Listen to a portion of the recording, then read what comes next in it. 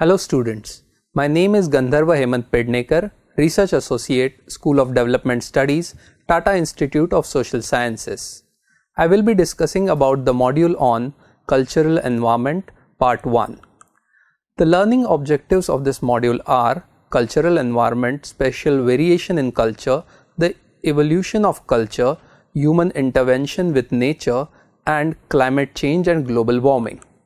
Culture describes patterns of learned human behavior that form a durable template by which ideas and images can be transferred from one generation to another or from one group to another. It is protected by means of legislation, collaboration between environmental and cultural administration, and actions of the citizens. Thus, race and ethnicity is entirely a biological determinant imprinted in the fetus, whereas the culture of a person is the learned human behavior where the imprinting begins after birth. The major elements of culture can be divided as material culture refers to tools, artifacts, and technology.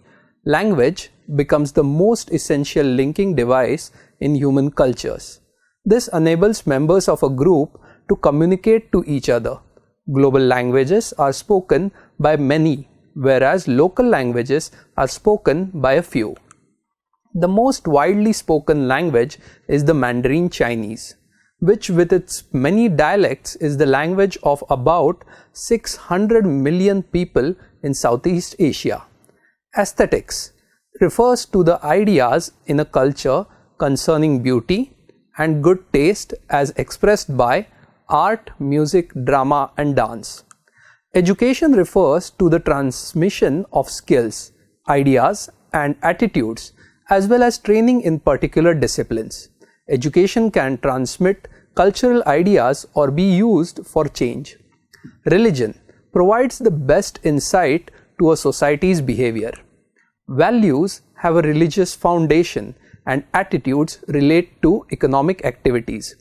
Social organization refers to the way people relate to each other, like in extended families, unit, kinship, etc.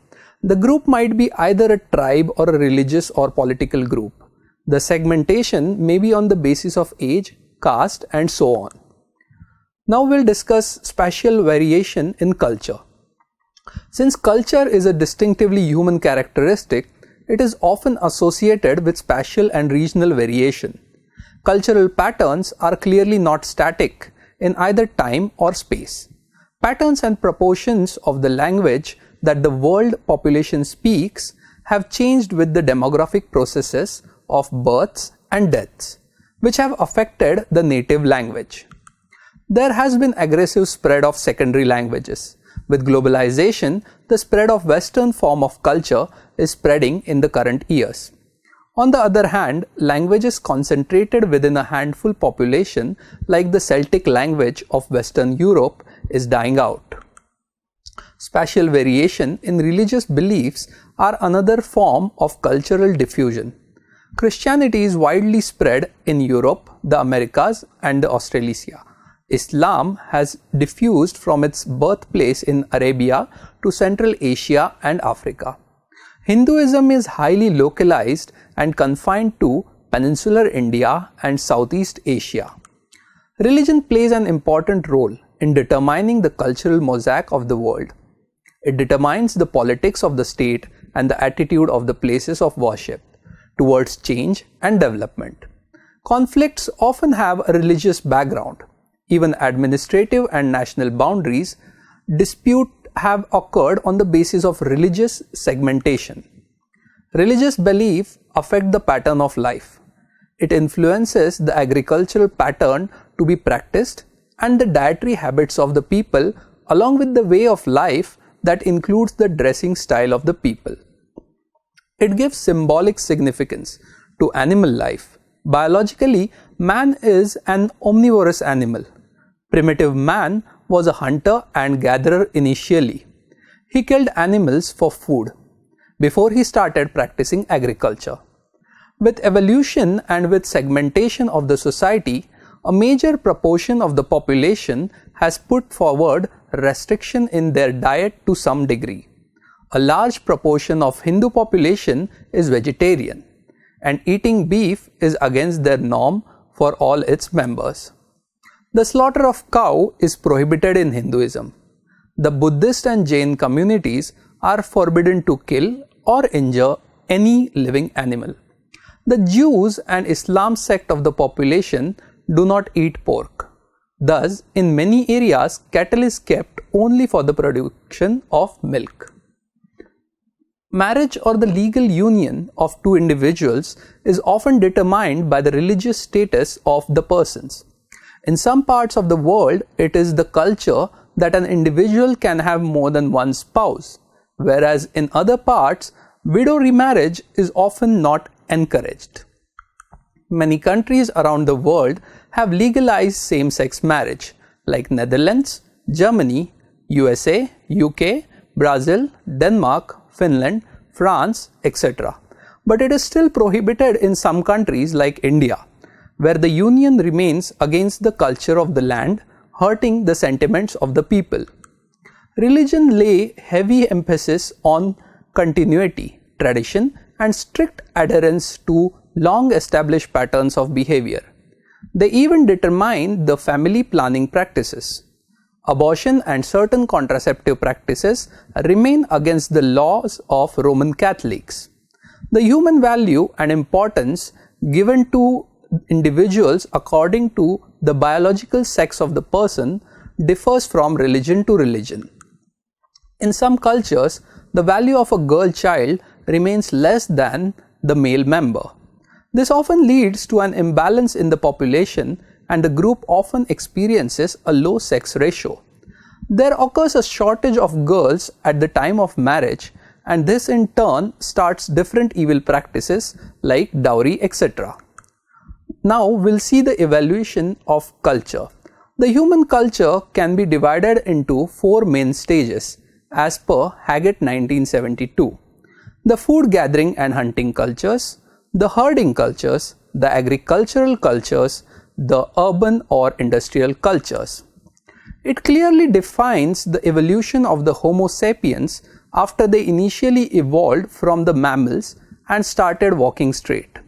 Each stage has an increasing complexity of material goods and social organization than the previous and can support higher population densities. At each stage, the interference with the natural environment increases. With the food gathering and hunting practice, man entirely depended on nature for his sustenance. He ate whatever the trees had to offer and killed for meat and hide for clothing. With the scarcity and unavailability of adequate amount as well as quality of resources, he learned the way to cultivate according to his need. In this stage, he also domesticated animals and grazed animals that can prove directly beneficial to him.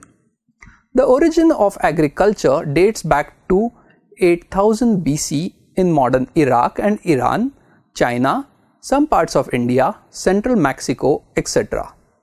Agriculture and animal husbandry increased the reliability of food supply, thus leading to the permanent settlement concept, at the same time increasing the population density of the area. As the search for food was not the main motive anymore, he could engage himself to non-agricultural engagements. As the production of food increased, there were surpluses, which were exchanged, and thus the trades and business practices started. Pottery weaving, jewelry, and weapons were often bartered and exchanged, even over long distances.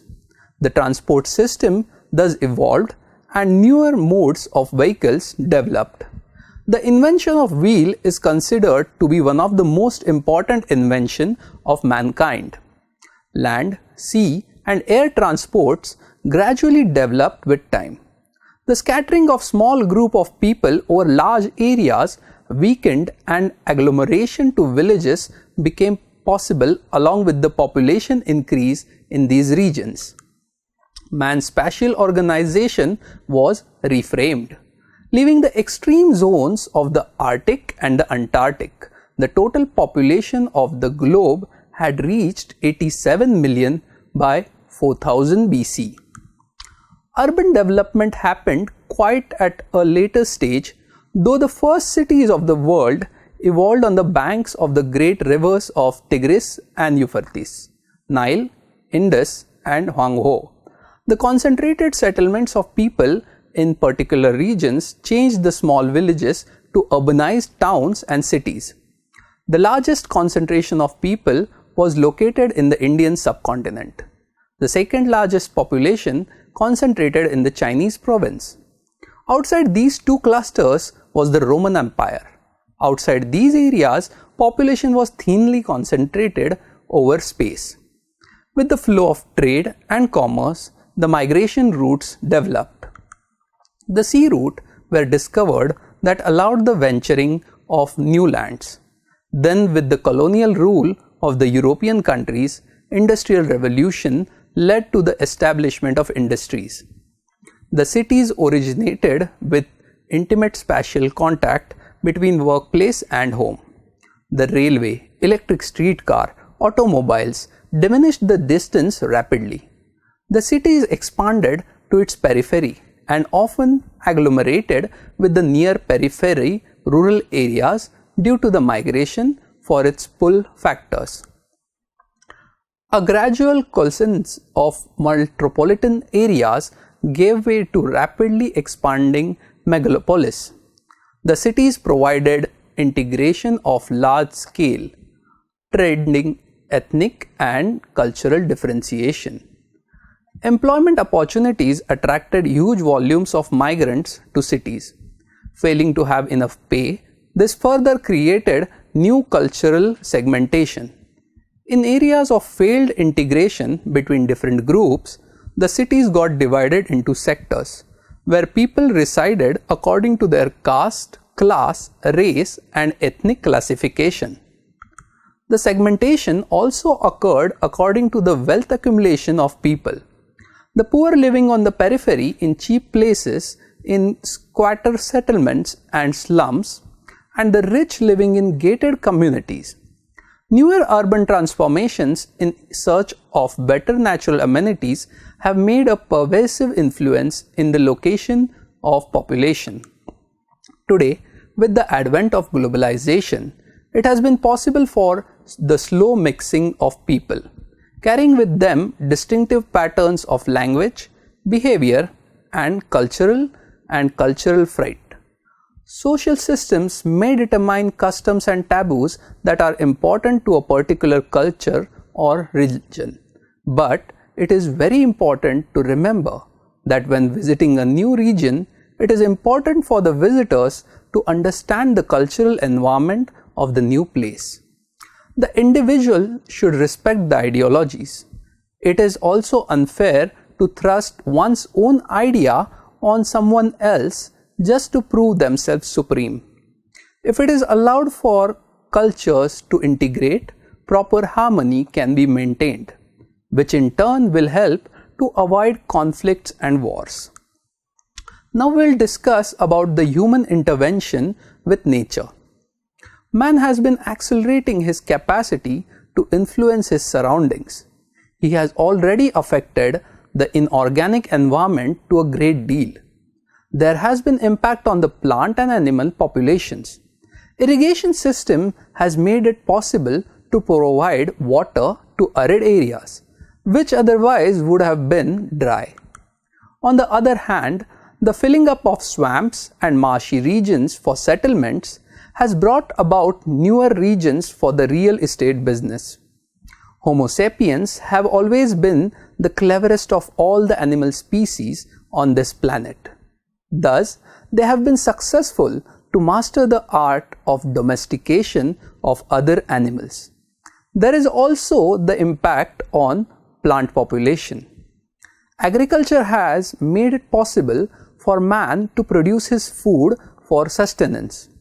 Acres of forest have been cleared for settlement, agriculture, and industrial purpose.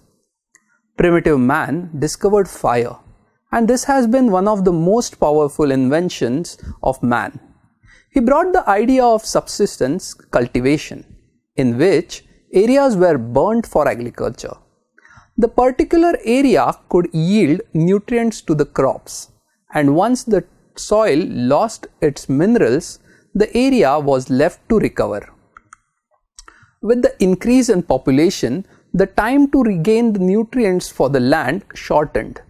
This turned the land to bad land, and with time it was left barren, degrading it further. With the improvement of technologies, humans have made the concept of hybridization possible. They have formed new species of plants and animals. This has also resulted in the formation of new diseases in many cases. Cutting of forests and destroying the natural habitats have disturbed the ecosystems and have sometimes unlinked the food chains. Many animals and plant species have become extinct. In the process of overutilization of resources, humans have degraded the quality of the nature. They have polluted the water, soil, and air. A massive problem of waste disposal has aroused. The continuous population growth has burdened the carrying capacity of the land. Climate change, acid rain, ozone layer depletion, deforestation, overfishing, species extinction, desertification, mining, and rising sea levels are some of the burning issues of the present time.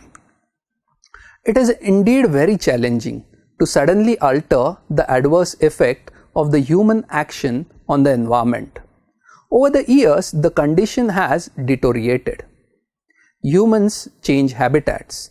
Animals that thrive in meadow may die if the meadow is turned into a wheat field. Plants, animals that evolved for millions of years in large forests may become endangered when humans build houses, farms, and cities where the forest used to stand. Man has already damaged the environment to a limit of beyond repair. The following section will discuss the different aspects of the same topic. Firstly, we'll see climate change and global warming. Rapid deterioration of the global climate and the speed at which it is changing has become a hot discussion in the recent era.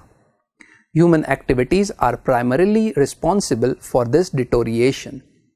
The Earth was initially, at the time of its creation, a huge mass of molten materials, with volcanoes pouring out molten rock from below.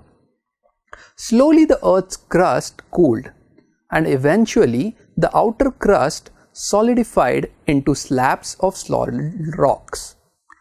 A primitive atmosphere was formed that trapped the gases like methane, ammonia, and helium, and later with carbon dioxide and nitrogen evolving out if the various geochemical processes going on the surface. The atmosphere had weather changes, and with rainfall, the lowlands got filled with water, creating oceans and seas. All this happened a few million of years ago, and that time oxygen, the life-sustaining gas, was hardly in a few traces in the atmosphere. With the origin of plants a few hundred millions later than the formation of this planet, photosynthesis began. That led to the rise of the oxygen level in the atmosphere. The planet underwent severe climatic evolution throughout the history of time. Blige and colleagues 2004 discussed that in the approximately 570 million years since the opening of Cambrian period, our planet has been repeatedly warmed to tropical levels, only to be cooled ice age conditions. Always there were mild refuges where many life forms could survive. The recent two ice ages are well known. An ice age started during the Pennsylvanian period, late Carboniferous, and lasted about tens of millions of years into the Permian. After this, life thrived. and here came the Jurassic Age. Then about 35 million years from now, the Earth was headed for another ice age. It was during this second period that the Antarctic landmass acquired permanent ice. Present-day glaciers evolved. High mountain peaks got covered with snow. Vegetation shifted to warmer climate, and animals evolved and migrated to more habitable areas. This is the late Cenozoic Ice Age that has not yet ended. The period has been intervened by warm spells, and the Ice Age has been less extreme than the previous. The present concern lies in the fact that the global temperature is increasing at a rapid pace. The seasonal patterns have changed. The glaciers are melting, and this has led to sea level rise. The root cause of this change is unrestricted emission of greenhouse gases in the atmosphere. The phenomena of greenhouse effect is perfectly natural. The greenhouse gases present in the atmosphere are almost transparent to the incoming short-wave solar radiation, while absorb the outgoing long-wave radiation emitted by the Earth's surface. The greenhouse gases are present in very little amount in the atmosphere that maintains the adequate temperature of 15 degrees Celsius for life to thrive on this Earth. Without these gases, the Earth would have been a very cold place, almost negative 18 degrees Celsius. And with higher traces of the gases, the temperature would have become extremely hot and would not have supported life formation. The increasing concentration of the greenhouse gases in the atmosphere has led to increase in temperature in the lower levels of the atmosphere and the surface temperature of the Earth. Some of these gases are added by man, such as carbon dioxide and methane. Others like chlorofluorocarbons or CFCs are completely man-made. The impact of a gas depends not only on the concentration in the atmosphere, but also on the strength of its radiation absorption.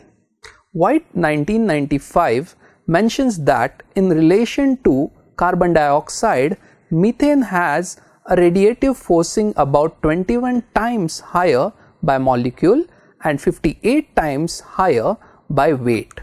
CFC has 16,000 times more radioactive forcing than carbon dioxide per molecule, but only 5,200 times by weight.